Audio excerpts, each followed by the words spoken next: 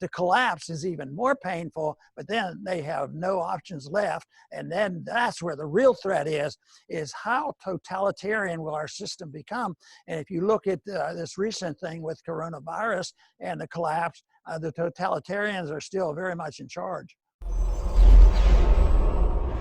Hey everybody, Josh Sigurdson of World Alternative Media here, and we're joined once again by the one and only Dr. Ron Paul. Thank you very much for joining us today. We've got a lot to go into, so let's get down to the brass tacks right here from the beginning. The evidence is growing by the day that the coronavirus was created as a bioweapon in a US-funded Wuhan lab, which has given an unprecedented amount of power to governments globally to crack down on the most basic forms of individual liberty. Do you believe what we are currently witnessing was orchestrated or just an accidental crisis that the government doesn't want to go to waste? Well, I have no idea because I don't have the inside information. It's conceivable, but if China's involved, it puts me out to the point where what am I going to do about it? Because I'm not going to invade China, and I'm not going to do anything about that.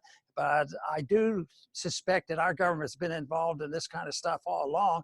That's worth investigating, and I wish we had people there that wouldn't participate in it. But right now, I don't think you can explain everything just by the Chinese conspiring and passing that virus to us. That just seems a little bit more than I can understand.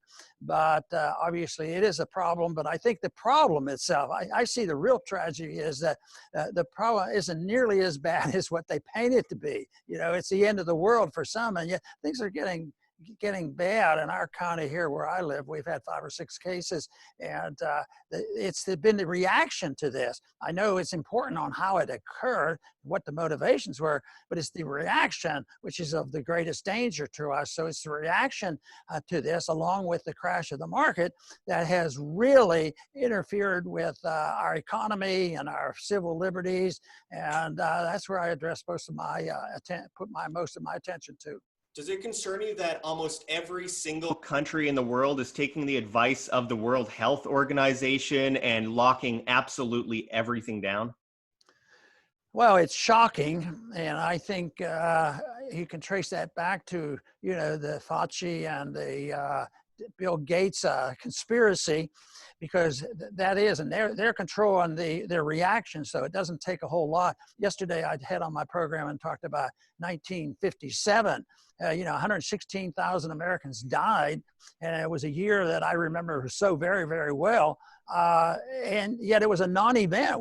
I don't even remember it. And here we have deaths, and I think that's always higher. The death report is higher because of the way they record it, and everybody has to. If the slightest chance in the world they had coronavirus and they had cancer, coronavirus killed them. So there's that type of fiction just makes this worse. So the people who control WHO, as well as so many other propagandists, it's just a shame that, it's part of a deep state. Maybe it's a deep, deep state, but it's a shame that the people in the administration aren't more privy to what's going on and sort of stand up to them. Well, you hear occasionally, that, we're not going to give any more money to WHO. Probably doesn't matter because they're still in the driver's seat around the world. But the gullibility of just about everybody is, I think, so dangerous to us. And I'm pretty impressed and amazed how worldwide they were able to make this.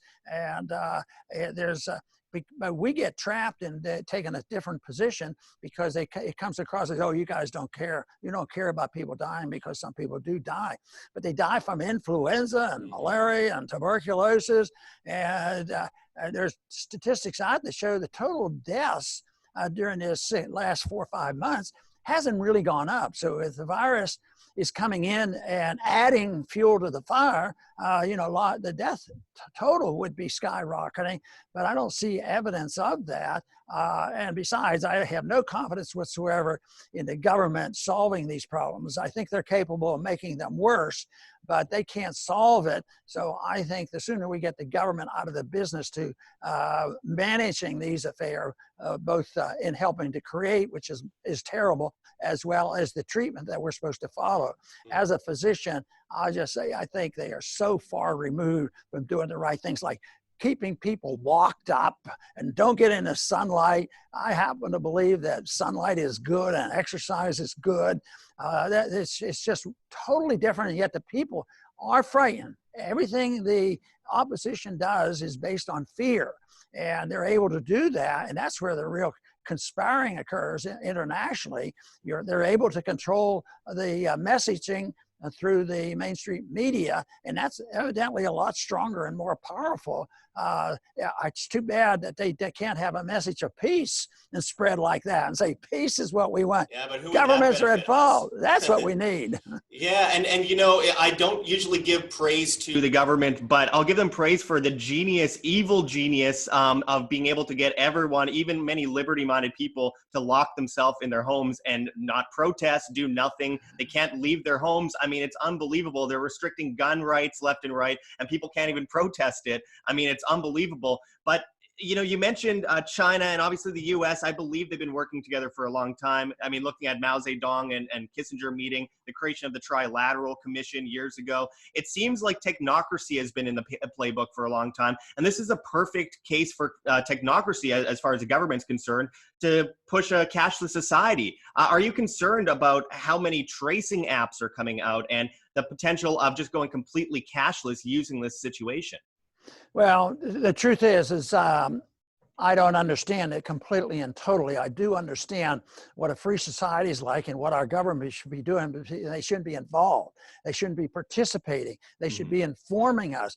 But to understand, the details, maybe the little bit of knowledge I have about virology makes me more conservative in trying to declare I know exactly what's going on.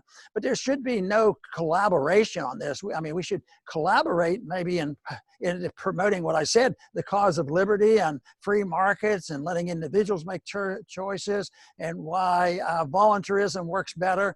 And what we have to do is get rid of this effort and the ability to collude, and that means that we wouldn't be in the WHO, the World Bank, the World, United Nations. We wouldn't have a monstrous government, and there'd still be problems, but they would be dealt with quite differently. Yeah, it should be noted that the head of the World Health Organization, Tedros, was one of the top members of the Ethiopian Communist Party, and that should be concerning to literally anybody who's following the advice of the World Health Organization. I do want to get into something that I find more important than the virus, but something that the virus has been a catalyst for, the economic downturn. I mean, we're entering the greatest global depression in the history of the world because of this. No, obviously, it was going to happen one way or another, but this has been a catalyst that really pushed it forward here. And I think it kills far more people than the virus. How do you think the economic downturn will affect the average person? Well, it's going to affect them because it already has. People are a lot poorer, but they don't know how poor they are because they've been tided over with printing a lot of money and passing it out. I mean, we've had the helicopters running and they're dropping the money out of the sky, but that's going to end. And the whole result of what they have done, though some people are feeling a little bit better, the NASDAQ is at record highs. The big companies are making more money than ever before. So it still hasn't solved the problem of maldistribution of wealth, which was the main problem with what we had, because the middle class had been getting wiped out.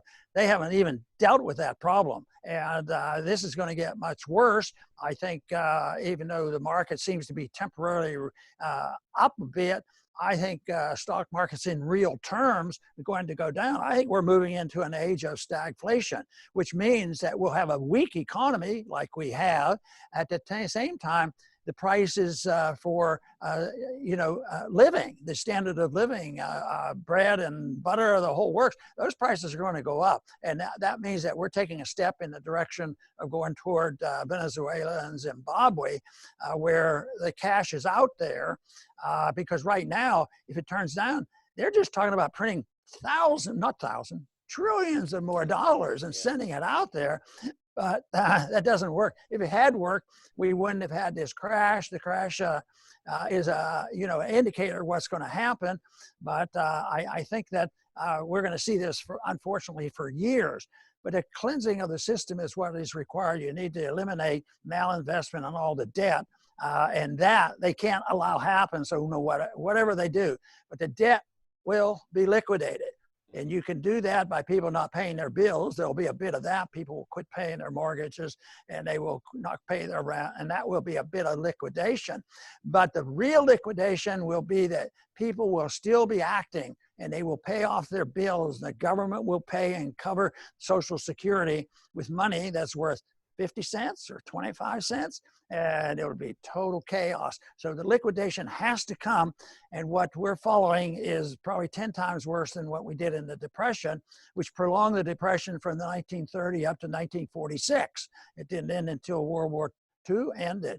So we're on the wrong course. We were on the wrong course, and right now, even if people say, well, Ron, I think you're right about this, but we just can't stop it right now. We have to wait. We have to do what we can with what we have. So nobody's willing to bite the bullet. And I understand it because it would make it worse at the beginning.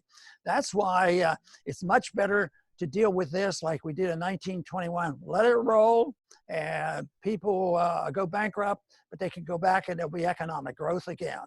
But politically, it's not going to happen. It's too painful. But the collapse is even more painful, but then they have no options left. And then that's where the real threat is how totalitarian will our system become? And if you look at this recent thing with coronavirus and the collapse, the totalitarians are still very much in charge. I'm glad you mentioned 1921. I have to ask, how do you think people are going to react when all of this is over as far as the virus goes and no one has any money and they realize that they've been pushed into excessive poverty by a lie that the media spread, that the government spread? No, it's going to be terrible, and some people won't know how to cope, and they're going to suffer, and people, the poverty is going to get worse, and people will die over it. But then there'll be another one. I mean, you know, even at the height of the Soviet system, there was always a black market. Of course, the threat there was you'd get killed if you were caught operating in it.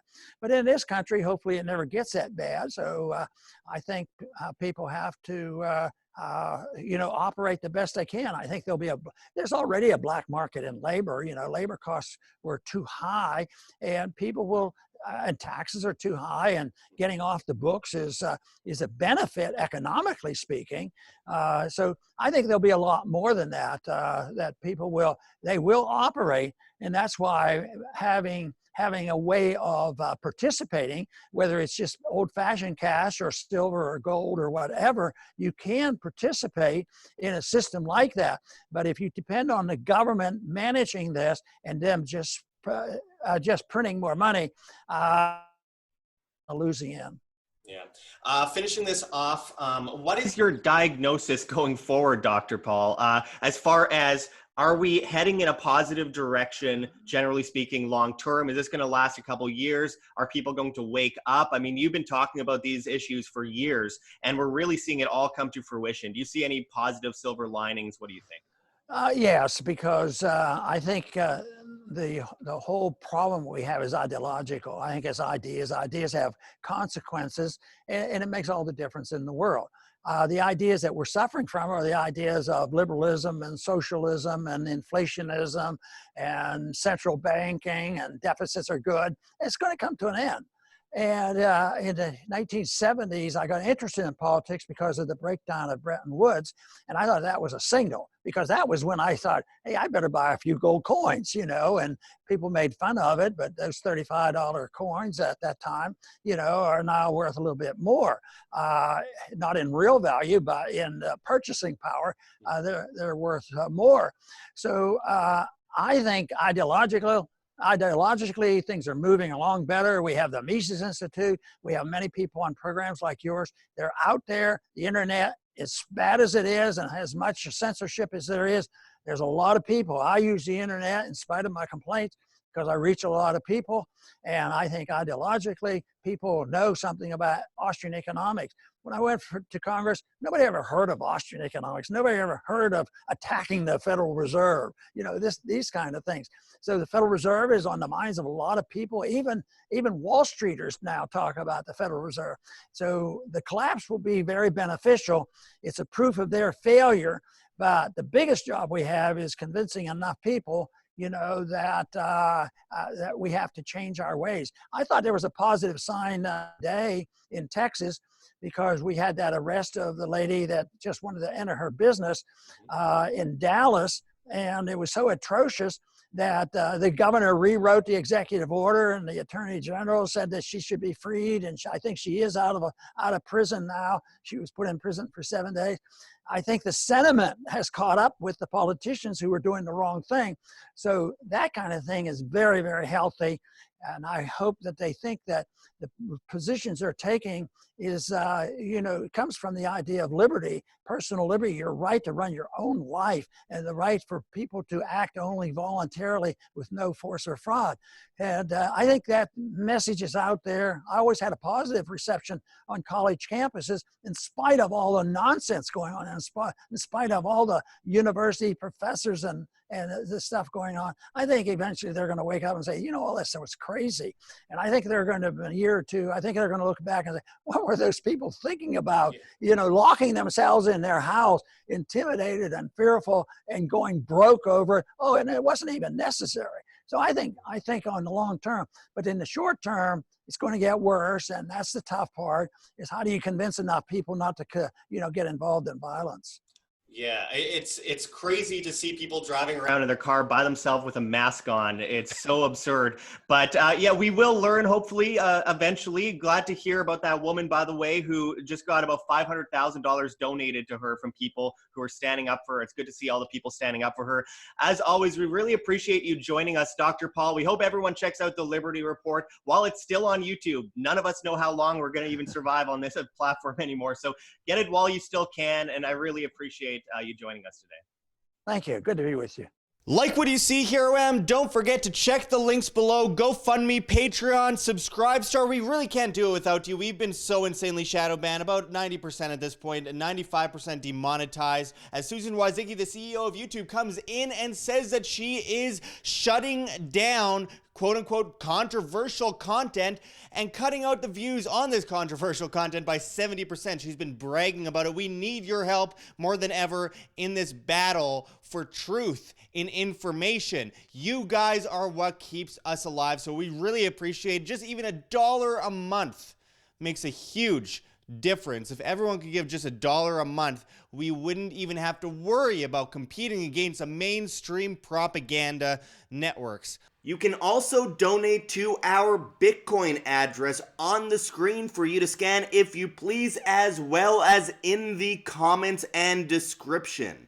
Liking and sharing makes a big difference as well, and finding us on alternative social media platforms like float.app, that's flote.app, makes a huge difference. We're at Josh Sigurdson as well as at Wham. Float is replacing Facebook, YouTube, Twitter, Twitch, Tumblr, Reddit, and Patreon all in one with encrypted private messaging, and of course monetization on videos for creators, live streams with super chats in crypto, and most of all, no algorithm, because at the end of the day, it's all about reach, guys. This is all about actually reaching people with the message and waking up the public. You can also find us on Instagram, Twitter, Minds, BitChute, all sorts of different platforms. Try to follow us on as many things as possible, because very soon this channel will very likely just be completely deleted from YouTube, and you'll never see us again, and you'll be stuck with only the mainstream networks. Also, come on out and see us at Anarcho Vegas 2020 in Las Vegas, Nevada in July, where such speakers such as G. Edward Griffin and many others will be speaking. You could use promo code WHAM on your VIP tickets and save 10%, as well as buy extremely cheap tickets for just $20.20. You won't find a cheaper conference than this with such amazing names. Check anarchovegas.com for more information on that. We hope to see you out there. And anyway, I really appreciate all of you guys joining us. You make it possible for us to survive in this volatile, propagandized climate. Until next time, this is Josh Sigurdson signing out from World Alternative Media. Find the truth, be the change.